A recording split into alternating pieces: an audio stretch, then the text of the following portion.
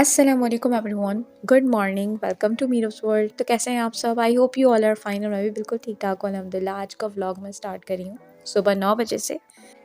तो जब हम सुबह उठ के बेड से नीचे जब सरफेस पे पाँव रखते हैं तो फ़र्श इतना ज़्यादा ठंडा हो रहा होता है, इसलिए मैं ये स्लीपर्स कभी पहन लेती हूँ और कभी नहीं भी पहनती। फिर यहाँ पे बच्चे जो है ना नीचे चले गए थे, तो मैंने जो है जल्दी जल्दी से बेड सेट किया, क्योंकि बेडशीट जो है ना वो ब्लैंकेट के सेट की है बेडशीट जो मैंने अभी बिछाई हुई थी, और ये जो है जल्दी गंदी भी हो जाती है।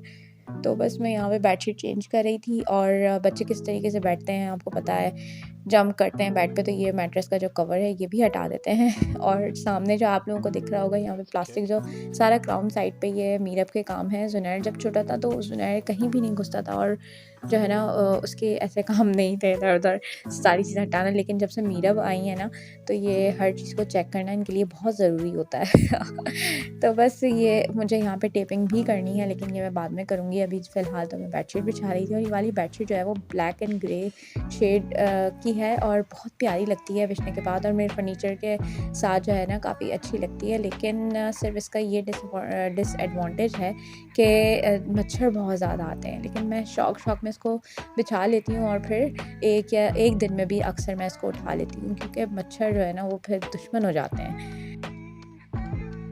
तो गाइज़ मैंने अभी ये ऑरिफ्लेम का प्रोडक्ट इस्तेमाल कर रही थी, तो मैंने सोचा कि आप लोगों को भी बताती हूँ कि इसका रिज़ल्ट काफ़ी अच्छे हैं। ऑरिफ्लेम के प्रोडक्ट्स जो हैं वो काफ़ी एक्सपेंसिव साइट पर हैं, लेकिन फ़ायदा ये है कि इसके रिज़ल्ट्स काफ़ी अच्छे होते हैं। थोड़े टाइम बाद आते हैं, लेकिन स्किन काफ़ी शाइनी हो जाती है, चमकने लगती है, आपकी स्किन काफ़ी ज़्यादा अच्छी हो जाती है। एसेंशियल्स का है face mask with vitamin E and canola oil. अच्छा, फेस मास्क का हुआ है, लेकिन मैंने जो है इसको एज़ अ क्लिनज़र यूज़ किया है। जब भी इसको 3 टाइम्स यूज़ हो गया है, आराम से सेल में था तब मैंने इसको बाय किया।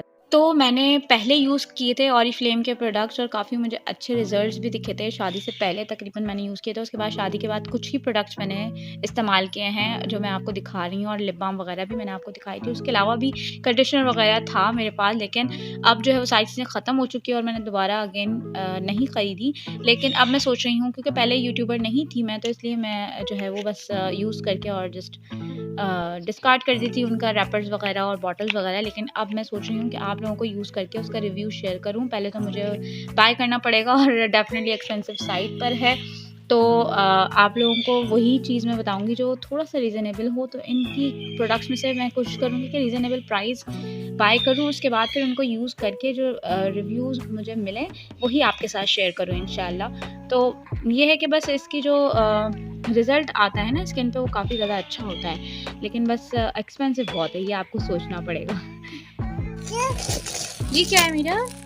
What is this? कैरट है ये? आप चच्ची बोल के दिखाएं। चच्ची बोले, चच्ची बोले बेटा। तो बहुत स्ट्रगल करने के बाद भी ज़मीरा ने जो है ना, जब से कैमरा ऑन किया मैंने, तो बिल्कुल जो है वो चच्ची बोला ही नहीं और कुछ भी नहीं बोला। तो फिर मैं यहाँ पे जो है ना दूसरे दिन के क्लिप्स ऐड कर रही हूँ, माशाल्लाह कीजिएगा। मीरा दोबारा बोलें, चच्ची चच्ची बोलें।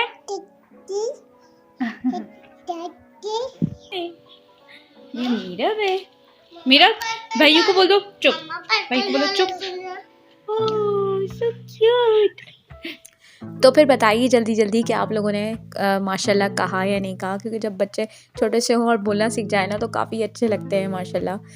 तो अब यहाँ पे मैं अपना ब्रेकफ़ास्ट करी थी। ब्रेकफ़ास्ट में मैंने जो है ले लिया था, आज मैं काफ़ी देर में ब्रेकफ़ास्ट करी थी, 12 बज रहे थे मैंने जब किया था ब्रेकफ़ास्ट। मैंने एक एग बॉयल कर लिया था और ले लिया था मैंने यहाँ पे एक स्लाइस केक का, और ज़ीरा प्लस बिस्किट था, जो कि वो भी मैंने सिर्फ 2 ही खाए बिस्किट, और मुझसे नहीं खाए गए। एग जो बॉयल किया था वो मैंने खा लिया पूरा, और साथ में मैंने ना यहाँ पे कॉफ़ी बनाई थी, और मैंने जो है चाय का दिल नहीं चाह रहा था, कॉफ़ी का दिल चाह रहा था, सर्दी बहुत थी तो इसलिए मैंने कॉफ़ी बना ली थी। और साथ में जो है यहाँ पे कुछ आलमंड्स भी मैंने ले लिए थे। बस मुझसे इतना ही खाया गया, ज़्यादा खाया नहीं गया, तो बस फिर मैंने ये नाश्ता जल्दी जल्दी फिनिश किया। उसके बाद फिर जो है ना कपड़े मैं एक साथ थोड़े ज़्यादा इस्त्री करके रख लेती हूँ, तो वो फिर प्रेस कर रही थी, और फिर मीरब जो है यहाँ पे सो गई थी थक के ना। तो खेल खेल के बच्चे थक जाते हैं, और जुनैर भी काफ़ी जल्दी आज उठ गए थे, तो इसलिए दोनों बच्चों को मैंने सुला दिया, दोनों सो गए, और अब जो है ना वो मैं पढ़ लूँगी नमाज़। तो जब हम सारे काम छोड़कर अल्लाह के सामने आते हैं इबादत करने अल्लाह की, तो अल्लाह ताला उन सारे काम जो हमने सब छोड़े होते हैं अल्लाह के लिए, तो वो सारे काम अल्लाह ताला हमारे ख़ुद करवा देता है। तो अल्लाह ताला बड़ा अज़ीम है, अल्लाह ताला का बहुत शुक्र है, हमें हर तरह से अल्लाह का शुक्र अदा करना चाहिए। तो अब मैं नमाज़ पढ़ रही थी और यहाँ पे दोनों बच्चे भी उठ गए थे और शाम हो गई थी, लाइक 4-5 बज रहे थे आई थिंक सो। तो अब मैं जा रही हूँ नीचे और फिर नीचे आपसे मिलती हूँ।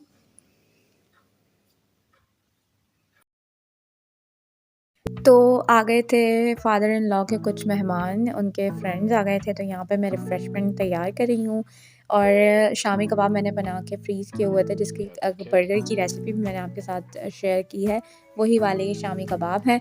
और काफ़ी ईज़ी हो जाता है अगर आप फ्रीज़ करके चीज़ें रख दें ना इस तरीके से बना के, तो मेहमान आए कोई भी आए तो अच्छा लगता है। आप जब ये चीज़ें जो है ना वो पहले से बनी हुई हों तो आपको फ़िक्र भी नहीं होती और फिर अच्छा भी लगता है। तो इसलिए बस मैं ये बना के रख देती हूँ अक्सर इसी तरीके से, और चटनियाँ वगैरह बना के रख लेती हूँ, तो कोई आए तो कोई इश्यू नहीं होता, आराम से रिफ़्रेशमेंट अच्छी तैयार हो जाती है। तो यहाँ पे मैंने चाय भी बना ली और आज जो है ना चाय काफ़ी अच्छी बनी थी।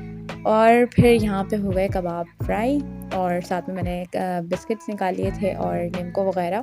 रिफ़्रेशमेंट हो गई तैयार, अब देते हैं रिफ़्रेशमेंट और फिर चलते हैं।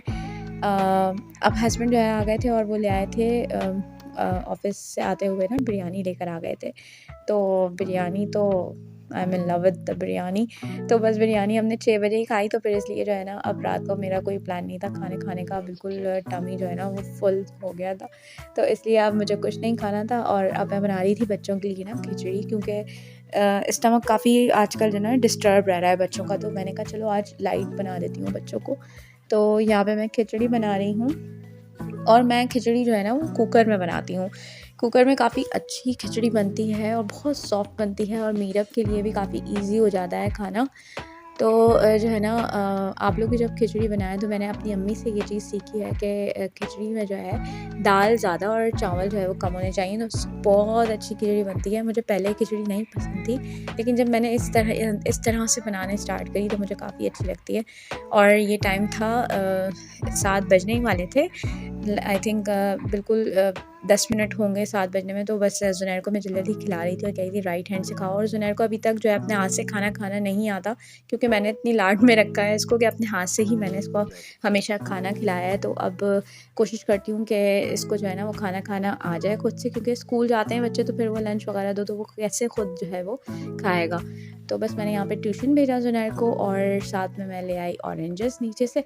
तो यहाँ पे जो है मैं मीरब को भी साथ साथ सुला रही थी, मीरब को बहुत नींद आ रही थी और साथ में तंग भी कर रही थी। तो गाइज़ आज के लिए इतना ही, आज का व्लॉग मैं यहीं पे एंड करती हूँ। अपनी दुआओं में मुझे बहुत सा याद रखिएगा, अपना बहुत सा ख्याल रखिएगा। स्टे हेल्दी, स्टे सेफ, अल्लाह हाफ़िज़।